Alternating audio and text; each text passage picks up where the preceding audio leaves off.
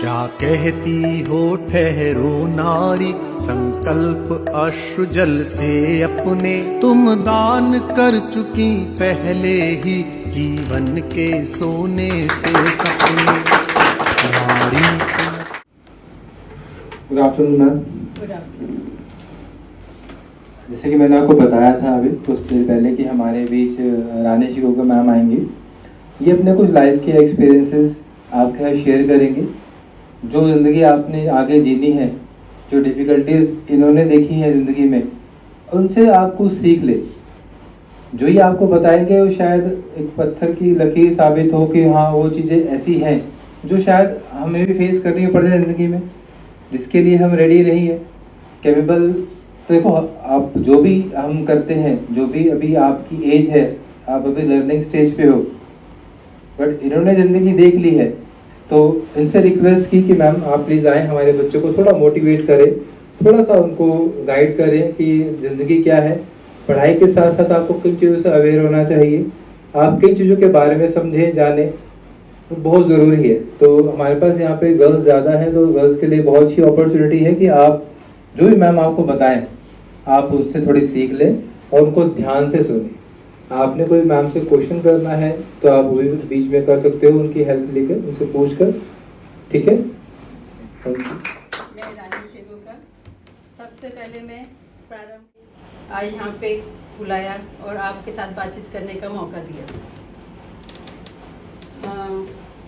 ये जो शुरुआत करी है प्रारंभ की, ये बहुत बहुत अच्छी एक नई शुरुआत है, जिससे आप लोगों को बहुत कुछ सीखने को मिलेगा, आगे बढ़ने को मिलेगा। और हार ना मारने वाली जो चीज़ है ये यहाँ से ही शुरू होती है। तो मैं थोड़ा सा अपना शेयर करती हूँ ज़िंदगी का। बचपन से ही मतलब एक मिडिल क्लास फैमिली की थी मैं। बहुत पूरा टाइम देखा, बहुत हर चीज़ का अभाव रहता था। मतलब ये लगा लो कि बहुत गरीबी देखी। लेकिन हाँ, बचपन से ही एक मेरे अंदर एक चीज़ थी कि किसी भी चीज़ से ना मैं हारती नहीं थी, चाहे कितना भी अभाव हो, चाहे खाने को हो या ना हो। और पढ़ाई के लिए तो किया, अच्छे से ही किया। 5 बहन भाई थे हम, और हालात बहुत ख़राब थे। खाने को भी 2 टाइम मतलब ठीक से नहीं मिलता था, लेकिन हम सब बहन भाई ने पढ़ाई करी। उतार चढ़ाव बहुत आए ज़िंदगी में, कभी कुछ चीज़ नहीं होती थी, कभी कुछ चीज़ नहीं होती थी, कभी किसी चीज़ की कमी होती थी। मतलब कि पढ़ाई की जो चीज़ें होती हैं, जो बुक्स वगैरह, ये भी कैसे सेकेंड हैंड लेके हम लोग पढ़ते थे। घर में लाइट तक नहीं थी तो लालटेन में पढ़ते थे, कभी रोड की लाइट के नीचे बैठ के पढ़ते थे। तो बस इस तरह से बचपन जैसे भी बीता, बड़े हुए और शादी फिर जल्दी हो गई। वहाँ पे भी कुछ हालात इतने अच्छे नहीं थे। हाँ, शादी के बाद थोड़े दिन थोड़ा हस्बैंड का काम वाम अच्छा था तो अच्छे से रहा, थोड़े दिन तो अच्छे दिख गए, कुछ साल तक। फिर वापस से वही सब बिजनेस ख़त्म हुआ, फिर वही टाइम आ गया।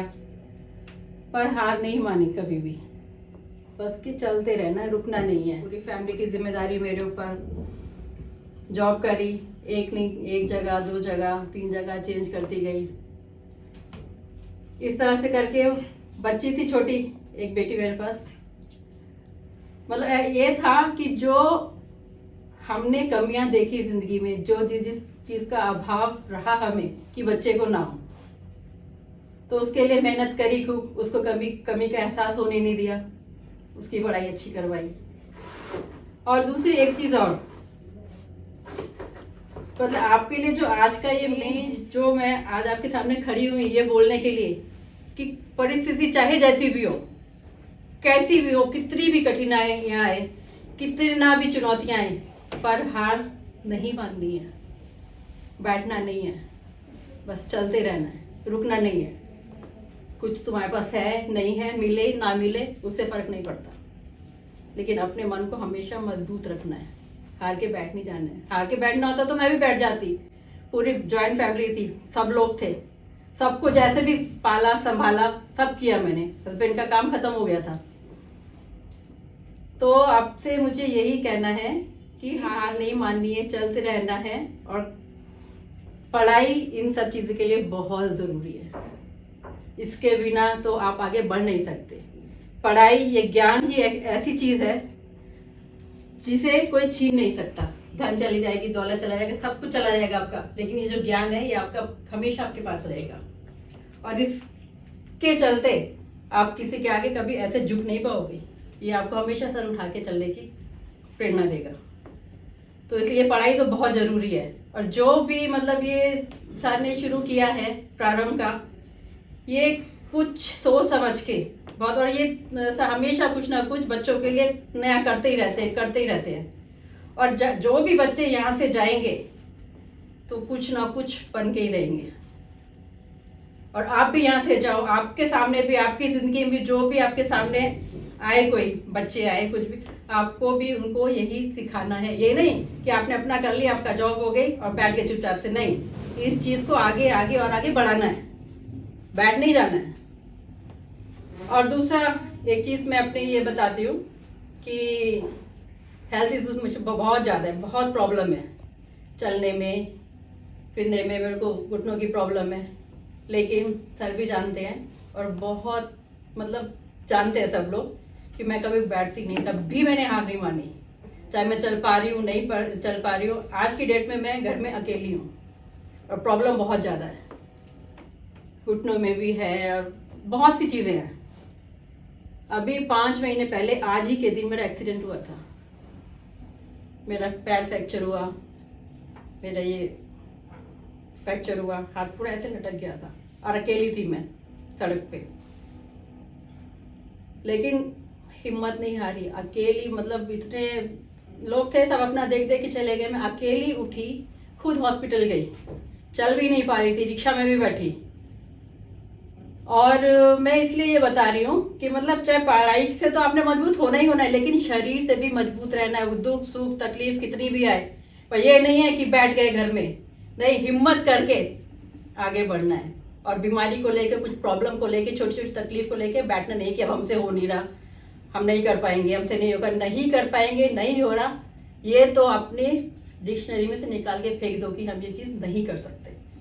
कोई ऐसा काम नहीं है जो आप नहीं कर सकते, है ना। नामुमकिन वाली जैसी चीज़ तो कोई है ही नहीं। तो आपने हिम्मत कभी भी नहीं हारनी है और चलते रहना है। और सबसे पहले पढ़ाई की तरफ तो बहुत ध्यान देना है, इसी को लेकर आप बहुत बहुत आगे जाओगे। यहाँ से जाने के बाद तो कोई बच्चा नाकामयाब हो ही नहीं सकता, क्योंकि यहाँ की जो पढ़ाई है, जो यहाँ सिखाया जाता है, वो तो एक एक बच्चा निकलेगा यहाँ से ना, तो इतना जोश और जुनून लेके निकलेगा ना कि आप मान भी नहीं सकोगे। खुद बाद में कभी कहोगे कि हाँ, आज हम यहाँ खड़े हैं तो शुरुआत हमारी यहाँ से हुई थी। तो इस बात का हमेशा ध्यान रखना है। मैं आपसे एक बात शेयर करना चाहता हूँ। मैम को तो कुछ समझ नहीं आ रहा था मैं क्या करूँ, ऐसा लग रहा था कि ज़िंदगी रुक गई है। अब क्या करूँ, क्या हो सकता है कि मैं कुछ नया करूँ, कुछ सोचूं जॉब के लिए या किसी भी चीज़ के लिए। मगर जॉब के लिए क्या, कंप्यूटर बहुत ज़रूरी है, कंप्यूटर आना बहुत ज़रूरी है। इन्होंने फ्रेंड से बात करी तो सभी ने कहा, एक तो तुम्हारी एज बहुत ज़्यादा है, दूसरा तुम्हें कंप्यूटर नॉलेज नहीं है, कौन जॉब देगा तुम्हें। बट इन्होंने सोचा कि चलो जॉब नहीं भी मिलेगी तो मैं कुछ तो करूं, घर बैठ के मैं क्या करूंगी। तो फिर ये सॉफ्टलाइन इंस्टीट्यूट में आए। अब मैम बताएंगी उसके बाद की जर्नी, यहाँ पर आए क्या क्या एक्सपीरियंस मिले उनको, और आज हमारे साथ हैं। आईथिक से स्टूडेंट बन गए, उसके बाद हमसे ऐसे अटैच हो गए, आज हमारी फैमिली मेम्बर जैसे हैं। बताएं मैम, थोड़ा शेयर करें बच्चों के साथ। मैं यहाँ आई थी एक्चुअली 3 साल पहले, मेरे हस्बैंड की डेथ हो गई थी। तो उसके बाद, और उससे पहले मैं जॉब कर रही थी काफ़ी टाइम से, 15-20 साल से। तो 3 साल पहले उनकी डेथ हो गई, और जहाँ मैं जॉब कर रही थी 2-2.5 महीने बाद वो भी किसी कारण से नाराज़ होके वहाँ से भी मेरी जॉब चली गई, और मैं हो गई बिल्कुल अकेली। 6 महीने तक डिप्रेशन में रही, कुछ नहीं समझ में आया था क्या करूँ क्या नहीं करूँ। फिर एक दिन ऐसे ही अपने आप ही निकल, नहीं ऐसे नहीं चलेगा। मैंने सब अपना अच्छा पहनना ओढ़ना सब कुछ ख़त्म कर दिया। नहीं, अब तो ज़िंदगी ख़त्म हो गई बिल्कुल, अब तो अंधेरा हो गया। पर 6 महीने निकले, उसके बाद पता नहीं अपने आप ही ऐसे लेटे लेटे मैंने सोचा, मैंने कहा नहीं ऐसे काम नहीं चलेगा। अपने आप को खुद खड़ा किया मैंने कहा नहीं अब उठना है, उठो रानी चलो, ऐसे नहीं, अब क्या करूँ सोची, मुझे कुछ करना है, मैं बैठूंगी नहीं, कुछ करना है। फिर ऐसे ही मैंने एड ही देखी थी यहाँ की, तो मैं आई यहाँ पे। फिर मैंने सर से बात करी, मैंने कहा ऐसे मुझे कुछ सीखना है, तब इन्होंने मुझे गाइड किया। फिर मैं यहाँ पे आई, कंप्यूटर सीखने लगी। तो मैं ज़्यादा दिन कर नहीं पाई, तो मुझे पैरों में बहुत ज़्यादा दिक्कत हो गई थी, मैं चल नहीं पा रही थी। फिर मुझे मजबूरन बैठना पड़ा था। लेकिन यहाँ से इतना ज़्यादा लगाव था, और यहाँ भी सबने इतना प्यार दिया, सर ने भी, कि मतलब हम लोग वैसे ही एक तरह से मतलब जुड़ गए। वो फिर हम अलग हुए ही नहीं, बातचीत भी होती रही। फिर कुछ और सीखने का सोचा, पर वो हेल्थ साथ नहीं दे रही थी। पर ठीक है, नहीं सीखा मैंने, पर बातचीत चलती रहती थी। बहुत मतलब हिम्मत मिलती थी इनसे बात करने से, और इनको भी मेरे से हिम्मत मिलती थी, क्योंकि मैं बैठती नहीं थी, फिर भी चलती थी मैं। और प्लास्टर रहा मेरे हाथ पैर में, उसके बावजूद भी 4th फ्लोर पे घर है मेरा, मैं नहीं बैठती थी, प्लास्टर के साथ सीढ़ी उतरती थी, चढ़ती थी, और अपने काम चाहे एक हाथ से करूं पर करती थी। मतलब पढ़ाई तो बहुत ज़रूरी है ही, लेकिन अपनी अंदर की जो विल पावर है उसको भी कभी नहीं टूटने देना है। ये विल पावर ही आपको उठाएगी और आगे बढ़ाएगी। तो मैं बस इतना ही कहना चाहूँगी, और कुछ 2 लाइनें में बोलना चाहती हूँ। मत करो बड़े बड़े वादे, मत करो बड़े बड़े वादे, चुपके से पिता के ख्वाबों को हकीकत में बदल दो। आज उनके नाम से तुम्हारी पहचान है ना, करो कुछ ऐसा कि कल तुम्हारे से पिता की पहचान बदल दो। रुक जाना नहीं तू कहीं हार के, कांटों पे चल के मिलेंगे साए बहार के।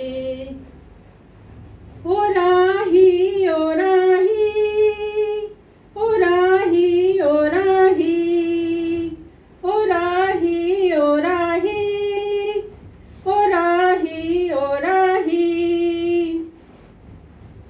साथी न कारवां है ये तेरा इम्तिहान है, साथी न कारवां है ये तेरा इम्तिहान है। यूं ही चला चल दिल के सहारे, करती है मंजिल तुझको इशारे। देख कहीं कोई रोक नहीं ले तुझको पुकार के। ओ राही ओ राही ओ राही ओ राही, रुक जाना नहीं तू कहीं हार के, कांटों पे चल के मिलेंगे साए बहार के। ओ राही ओ राही ओ राही ओ राही।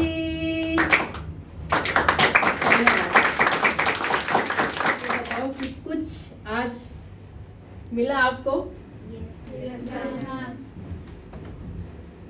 क्या चेंज आया? जैसे देखिए अपनी लाइफ में बड़ा आपने हार नहीं मानी। आपने बताया आपका एक्सीडेंट हुआ है अभी रिसेंटली, अब आप यहाँ पे हमें मोटिवेट करने आए हो। हम बहुत ब्लेस्ड है कि आप और सर हमारे लिए इतनी कर रहे हैं। बस ये जज्बा हमेशा अपने अंदर रखना सब, ठीक है ना? Yes ma'am. धन्यवाद।